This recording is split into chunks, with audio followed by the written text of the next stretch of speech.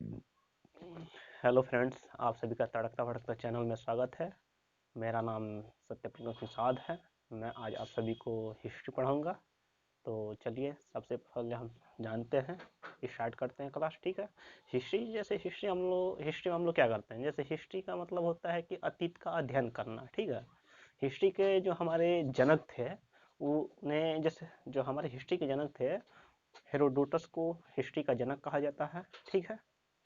तो चलिए एक एक करके हम लोग बात करते हैं हिस्ट्री के बारे में। ठीक है। तो चलिए हम लोग क्लास स्टार्ट करते हैं। ठीक है। सबसे पहले हम लोग जानेंगे हिस्ट्री, जैसे मानव के बारे में। ठीक है। जैसे मानव सबसे पहले मानव कहाँ देखा गया। ठीक है। तो सबसे पहले मानव जैसे अफ्रीका।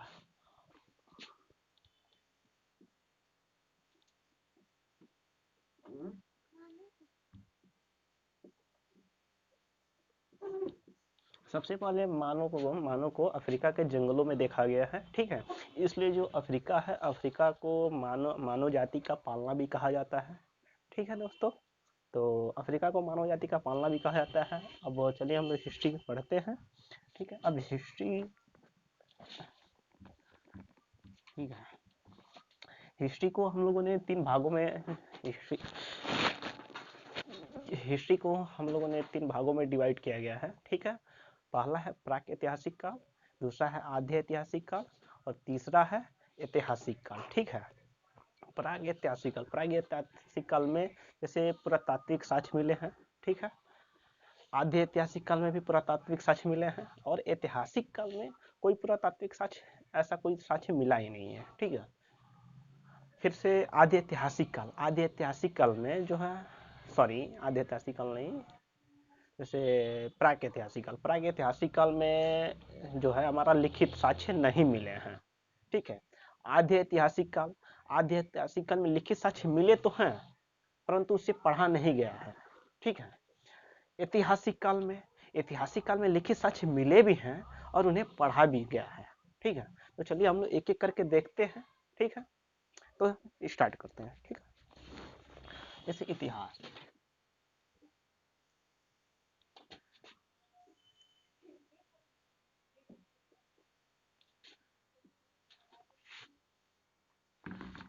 को हम लोगों ने तीन भागों में डिवाइड किया है। ठीक है। पहला है प्राक प्राक ऐतिहासिक काल।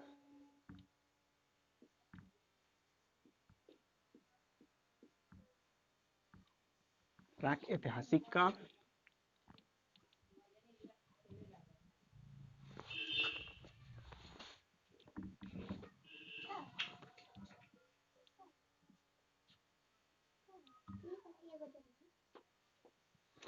आधे ऐतिहासिक काल।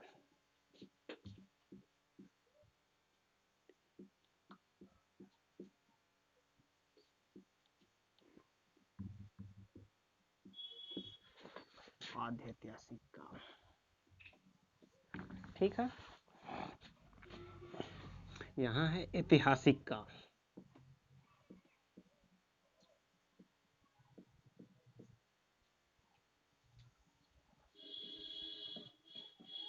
ठीक है। ऐतिहासिक काल। ठीक है।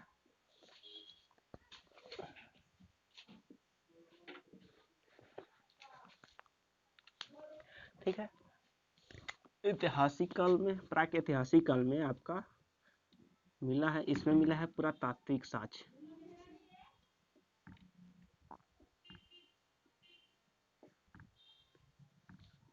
इसमें पुरातात्विक साक्ष्य मिला है।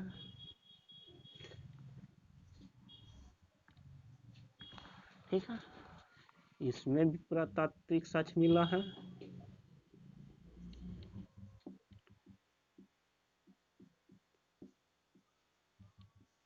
इसमें भी पुरातात्विक साक्ष्य मिला है।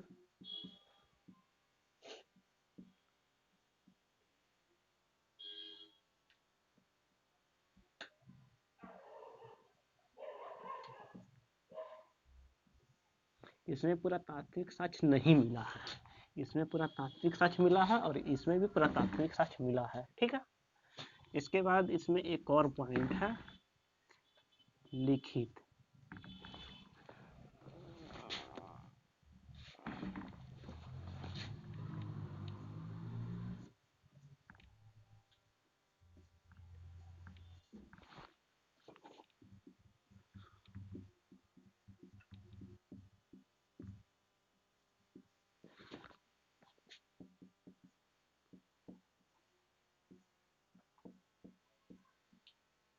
ठीक है। प्राक ऐतिहासिक काल में लिखित साक्ष्य नहीं मिले हैं, ठीक है।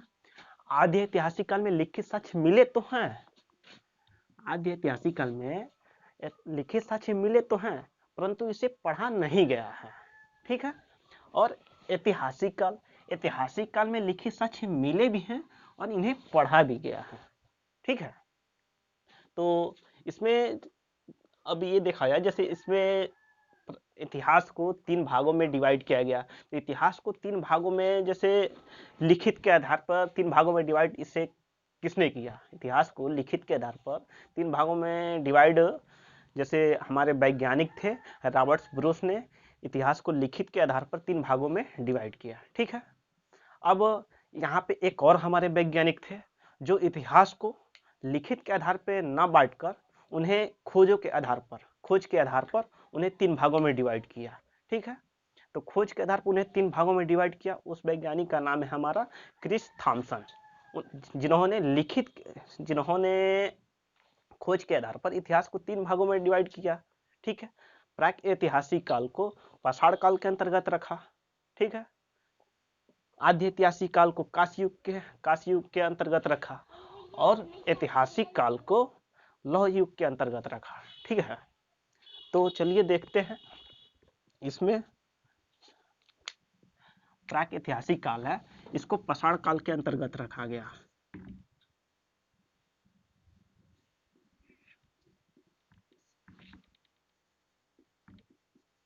पाषाण काल के अंतर्गत रखा गया। पाषाण काल को पत्थरों का काल भी कहते हैं।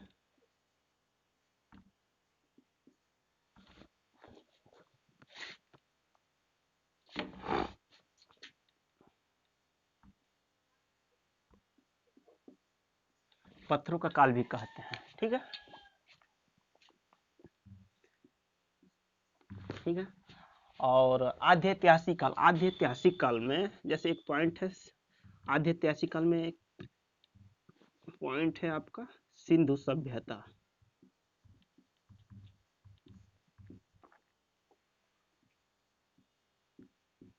सिंधु सभ्यता, इसमें एक और पॉइंट है कांस्य युग, ठीक है, कांस्य युग,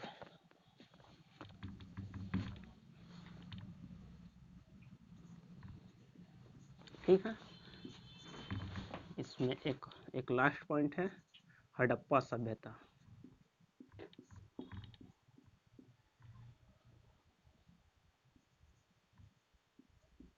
हड़प्पा सभ्यता, ठीक है। इसमें ऐतिहासिक काल को भी 3 भागों में डिवाइड किया गया है, ठीक है। इसका पहला भाग है प्राचीन इतिहास, प्राचीन इतिहास। दूसरा भाग है मध्यकालीन इतिहास,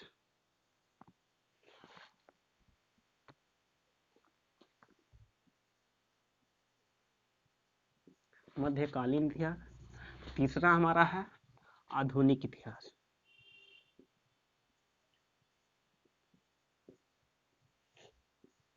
आधुनिक।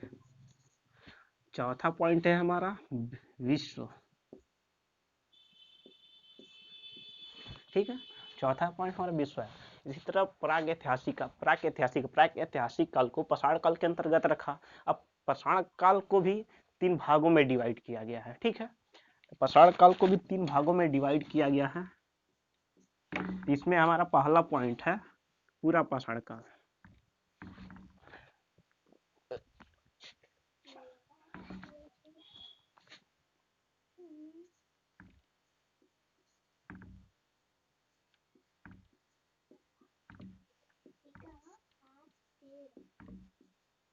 पूरा पाषाण काल। ये काल जो था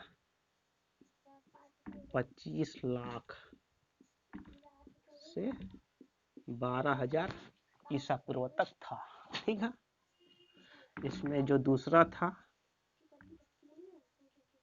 मध्य पाषाण काल, मध्य पाषाण काल। ठीक है, दूसरा जो था मध्य पाषाण काल, ये जो था 12,000 से 5,000 ईसा पूर्व तक था। ठीक है, इसमें जो तीसरा इसका पॉइंट है, तीसरा पॉइंट है इसका नव पाषाण काल।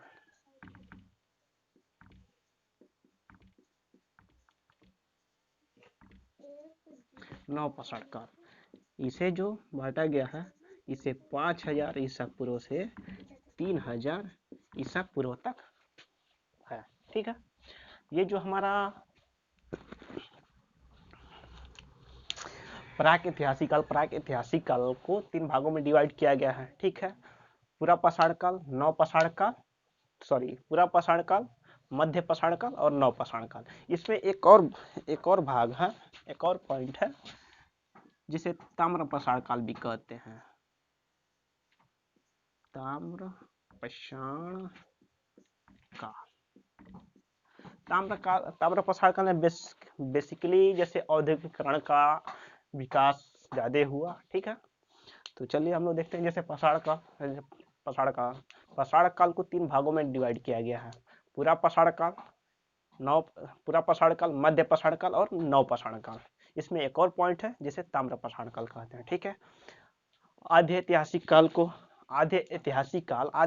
काल को भी 3 भागों में डिवाइड किया गया है। पहला है सिंधु सभ्यता, दूसरा है कांस्य युग और तीसरा है हड़प्पा सभ्यता। ठीक है, इधर हमारा है ऐतिहासिक काल। ऐतिहासिक काल को भी 4 भागों में डिवाइड किया गया है। ऐतिहासिक काल को 4 भागों में डिवाइड किया गया है। पहला है प्राचीन इतिहास, दूसरा है मध्यकालीन इतिहास, तीसरा है आधुनिक इतिहास और चौथा है हमारा विश्व। ठीक है, तो चलिए चलते हैं, इसके बारे में एक एक करके हम लोग जानते हैं। तो चलिए आगे बढ़ते हैं, इसके एक एक करके सभी के बारे में हम लोग जानते हैं। ठीक है, यहाँ नीचे आप लोग को बताते हैं। ठीक है, जैसे हम लोग जानते हैं, पहले तो पूरा पाषाण काल के बारे में जानकारी लेते हैं। ठीक है, एक सेकंड, इसे हम लोग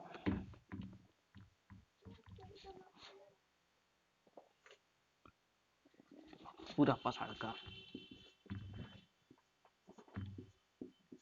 पूरा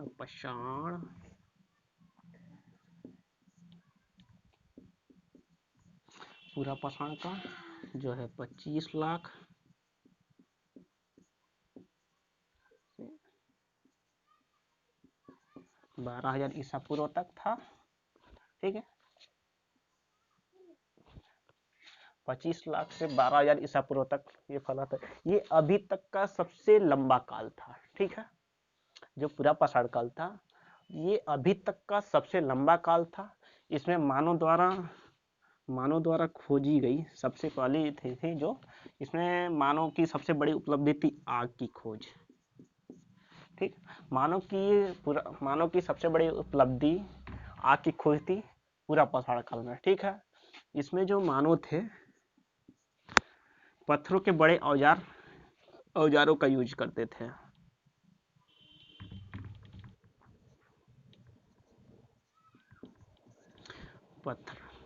पत्थरों के औजार। ठीक है, इसे मानव पत्थरों के औजार यूज करते थे। इसमें जो मानव थे आदि मानव की तरह रहते थे। ठीक है, तो आदि मानव की तरह इसमें जो मानव रहते थे उन्हें खाना बदोश, इसमें जो मानव थे उन्हें खाना बदोश कहा जाता था। खाना,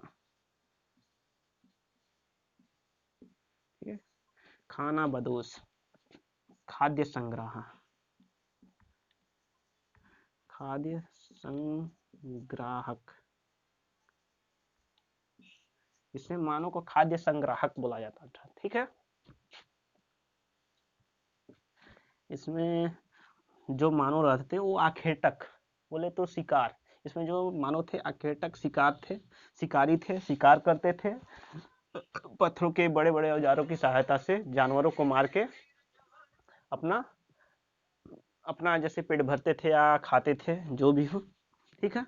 आखेटक।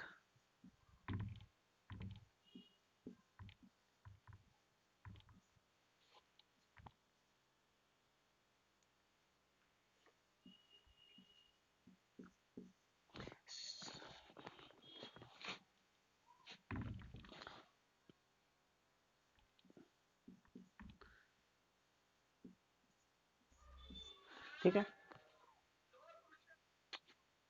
ठीक है। इसमें जो मानव थे, पूरा पाषाण काल में, पूरा पाषाण काल अभी तक का सबसे लंबा काल था। इसमें मानव द्वारा खोजी गई सबसे बड़ी उपलब्धि आग की खोज थी। ठीक है। इसमें मानव पत्थरों के बड़े औजार यूज करते थे। इसमें जो मानव रहते थे वो आदि मानव की तरह रहते, और ये खाना, इस टाइम के जो मानव थे वो खाना बदोश या खाद्य संग्राहक थे। ठीक है। और जो मानव उस टाइम रहते थे, वो अपना पेट भरने के लिए शिकार करते थे, जानवरों को मार के खाते थे, इसलिए उन्हें आखेटक या शिकारी शिकारी भी बोला जाता है, शिकार करते थे। ठीक है। ठीक है। अब हम लोग चलते हैं मध्य पाषाण काल में। ठीक है। तो मध्य पाषाण काल के बारे में हम लोग जानते हैं।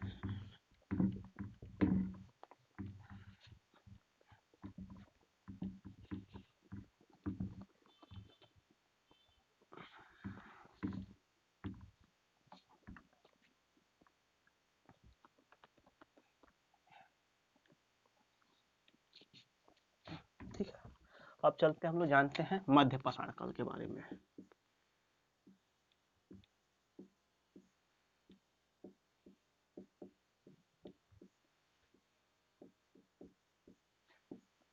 मध्य पाषाण काल जो 12,000 ईसा पूर्व से 5,000 ईसा पूर्व तक फैला हुआ था। ये अभी तक का जो मध्य पाषाण काल है, ये अभी तक का दूसरा सबसे बड़ा काल है। ठीक है। ये अभी तक का दूसरा सबसे बड़ा काल है। इसमें, ठीक है,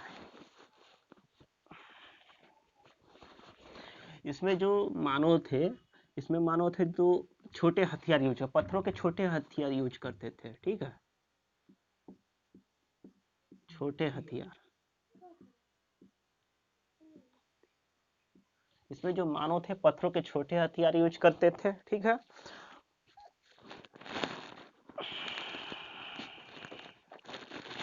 इसमें इसमें एक और पॉइंट है, अंत्योष्टि कार्य। अंत्योष्टि कार्य।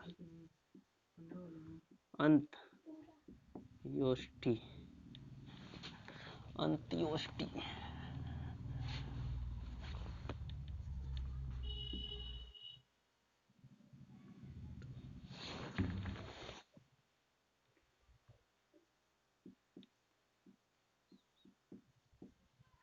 अंत्योष्टि कार्य यानी अंतिम संस्कार। अंतिम संस्कार। ठीक है। इसमें जो मानव थे अंत्योष्टि कार्य या अंतिम संस्कार करते थे। ठीक है। ठीक है। इसमें मानव जो थे, इसका अगला पॉइंट है आपका पशुओं का अवशेष।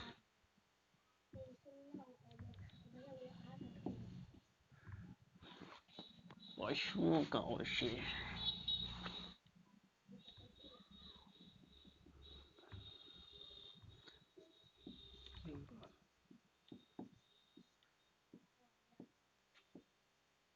अवशेष।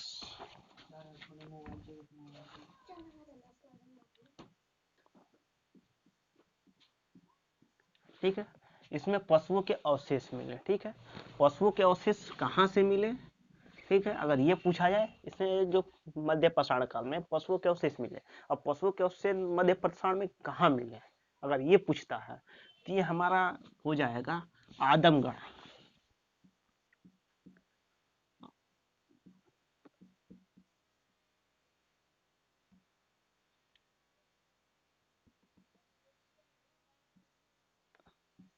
आदमगढ़। आदमगढ़ कहाँ पे है? ठीक है। ये पूछ लिया जाए। आदमगढ़ एमपी में है। ठीक है। आदमगढ़ एमपी में है। भारत का एक राज्य है मध्य प्रदेश। आदमगढ़ मध्य प्रदेश राज्य में मध्य प्रदेश राज्य में है, ठीक है, एमपी, ठीक है, एमपी, ठीक है। अब हम लोग इसका तीसरा पॉइंट है हमारा, तीसरा जो हमारा है नवपाषाण काल। अब हम लोग चलिए जानते हैं नवपाषाण काल के बारे में, ठीक है। नवपाषाण काल,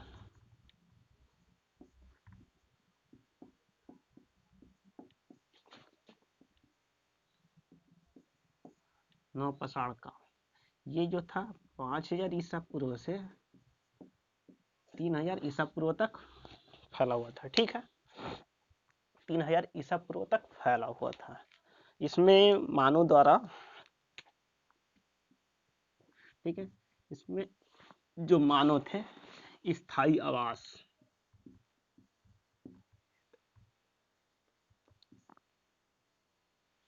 स्थायी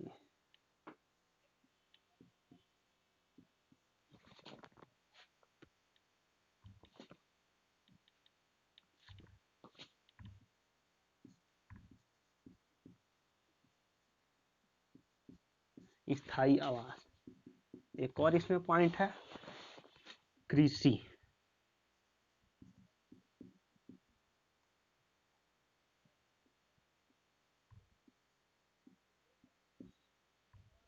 कृषि, पशुपालन, ठीक है, कृषि हो गया, पशुपालन हो गया, पहिया, पहिया,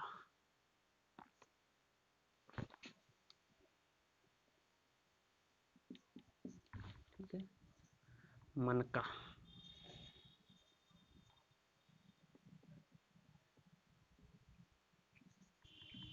मनका या मृद भांड, मृद भांड या घड़ा, घड़ा, ठीक है। मृद भांड को हम लोग गेरु वर्णीय भी बोलते हैं, गेरु वर्णीय, ठीक है, मृद भांड को गेरु वर्णीय भी बोलते हैं, ठीक है। तो यहाँ पे हम लोग देखते हैं नवपाषाण काल में, नवपाषाण काल जो था हमारा 5000 ईसा पूर्व से लेके 3000 ईसा पूर्व तक फैला हुआ था, ठीक है।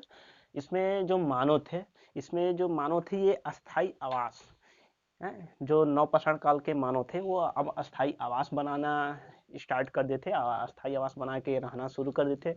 इसमें मानव जो थे नवपाषाण काल में जो मानव थे वो कृषि करना भी जानते थे, ठीक है, यानी कृषि करना जानते थे, पशुपालन भी करते थे, ठीक है। अब यहाँ कहेंगे कि पशुपालन तो नवपाषाण काल में है, ठीक है, तो मध्य पाषाण काल में पशु का अवशेष कहाँ मिला, ठीक है। तो जो मध्य पाषाण काल में है, मध्य पाषाण काल में पशुओं के अवशेष मिले हैं, कहाँ मिले हैं, तो आदमगढ़ में मिले हैं। आदमगढ़ कहाँ पे है, तो एमपी में है, ठीक है। तो वहां पशुओं के अवशेष मिले, इससे यह सिद्ध होता है कि मध्य पाषाण काल में भी पशु पाले जाते थे, इसलिए वहां अवशेष मिले हैं। अब नवपाषाण काल में, जो नवपाषाण काल में यहाँ पशुओं को सुव्यवस्थित ढंग से पाला गया, ठीक है। मानव द्वारा सबसे पहला पशु जो पाला गया था वो कुत्ता था, ठीक है, यहां लिख देते हैं कुत्ता, ठीक है। जो मानव द्वारा पहला पशु था पाला गया वो कुत्ता था, ठीक है। इसमें जो मानव थे वो पहिए, जैसे मिट्टी के पहिए बनाने लगे, ठीक है, मिट्टी के पहिए, पहियों के अवशेष मिले, ठीक है। इसमें जो मानव थे मनका या मृद भांड या घड़ा कहिए, ठीक है, मृद भांड को गेरु वर्णी भी कहते हैं। तो नवपाषाण काल में गेरु वर्णीय या मृद भांड के भी अवशेष मिले हैं। इससे ये सिद्ध होता है कि वहां इस टाइम के जो मानव थे वो मिट्टी के बर्तन भी बनाते थे, ठीक है, मिट्टी के बर्तन बनाते थे, और मिट्टी के बर्तन बनाते थे। जो मृद भांड का जो साक्ष्य मिला ये हस्तिनापुर से, जैसे मृद, अगर ये पूछा जाए कि गेरु वर्णीय या मृद भांड कहाँ से प्राप्त हुए हैं, तो ये हस्तिनापुर, नवपाषाण काल में हस्तिनापुर में इसका साक्ष्य सबसे अधिक मिला, ठीक है। तो चलिए अब यहाँ कृषि पूछा जाए। कृषि में जो सबसे पहली कृषि थी वो कहाँ की गई और सबसे पहली फसल कौन सी थी, ठीक है। तो हम यहाँ लिख देते हैं आप लोगों को, ठीक है। तो यहाँ हम लिख देते थे कृषि के बारे में, कृषि, ठीक है। तो कृषि का पहला अवशेष जो मिला हमारा मेहरगढ़ में मिला। मेहरगढ़ कहाँ पे है? मेहरगढ़ पाकिस्तान में है। ये किन दो पहाड़ियों के बीच में है? ये जो सुलेमान और किरथर पहाड़ियों के बीच में मेहरगढ़ है, ठीक। तो मेहरगढ़ दो पहाड़ियों के बीच में स्थित। अगर ये पूछे पहाड़ियों का नाम पूछे तो उन पहाड़ियों का नाम है सुलेमान और किरथर पहाड़ियां। कहाँ मेहरगढ़ कहाँ है? तो ये पाकिस्तान में है, ठीक है। यहाँ सबसे पहले कृषि के साक्ष्य मिले, ठीक है। तो मेहरगढ़ कृषि कृषि का सबसे पहला साक्ष्य मेहरगढ़ में मिला। मेहरगढ़ मेहरगढ़ कितना वर्ष पहले मिला? तो 7000 ईसा पूर्व, ठीक है। तो मेहरगढ़ में 7000 ईसा पूर्व कृषि के साक्ष्य मिले, ठीक है। तो कृषि के साक्ष्य मिले। तो कृषि में क्या था आपका? तो गेहूं एवं जौ,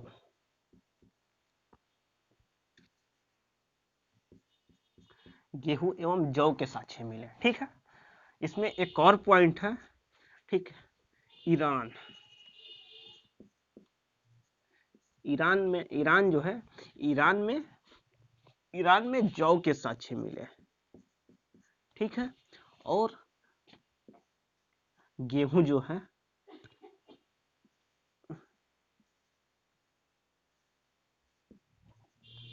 मेहरगढ़ में गेहूं के साक्ष्य मिले, ठीक है। मेहरगढ़ में गेहूं के साक्ष्य मिले, ठीक है। यहाँ ये भी लिख देते हैं कि मेहरगढ़ किन दो पहाड़ियों के बीच में है। तो यहाँ पे हम पॉइंट करके लिख देते हैं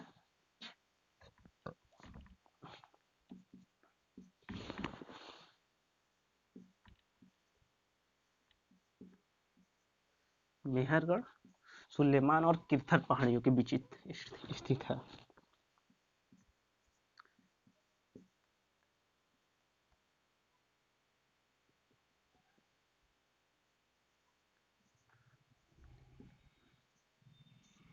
सुलेमान और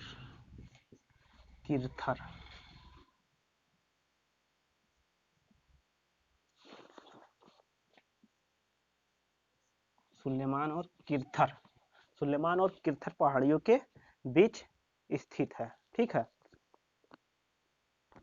किरथर पहाड़ियों के बीच स्थित है। अब इसमें एक और हमारा क्वेश्चन बनता है, अगर ये पूछ लिया जाए चावल के अवशेष कहाँ मिले, ठीक है। अगर ये पूछा जाए चावल के अवशेष कहाँ मिले, तो ये हमारा है कोल्डिहवा, ठीक है। कोल्डिहवा कहाँ पे है? तो कोल्डिहवा भारत में है। भारत में कहाँ पे है? तो ये भारत में यूपी में है। यूपी के प्रतापगढ़ जिले के आसपास है, ठीक है। अब ये इसमें पूछ लिया जाए कि भारतीय उपमहाद्वीप में चावल के प्राचीनतम साक्ष्य कहाँ से मिले, ठीक है। तो ये हो जाएगा लोहरा देव, ठीक है। लोहरा देव, ठीक है। लोहरा देव कहाँ पे है? तो ये भी यूपी में है। ये भी यूपी के प्रतापगढ़ इलाहाबाद के आसपास है, ठीक है। तो इससे ये दो क्वेश्चन पूछे गए हैं और हमेशा पूछे जाते हैं, ठीक है। तो उसके बाद अभी इसमें ये पूछ लिया जाए कि जो भारतीय उपमहाद्वीप में, चलिए हम इसे मिटाते हैं उसके बाद उसे बताते हैं।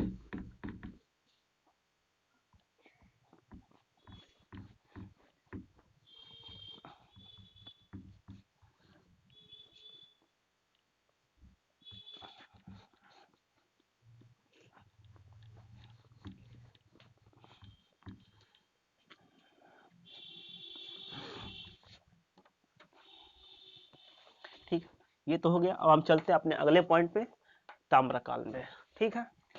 ताम्रकाल,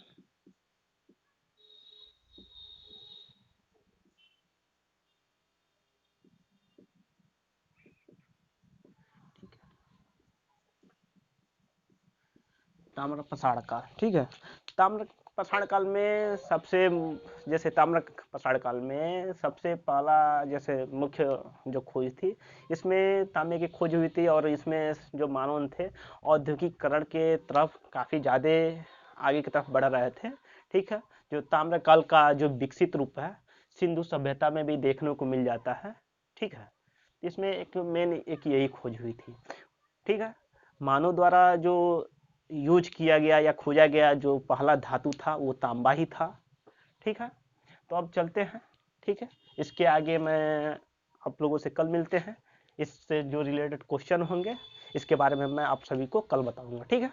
तो चलते हैं, ओके डियर, फिर अगले क्लास में आपसे मिलेंगे।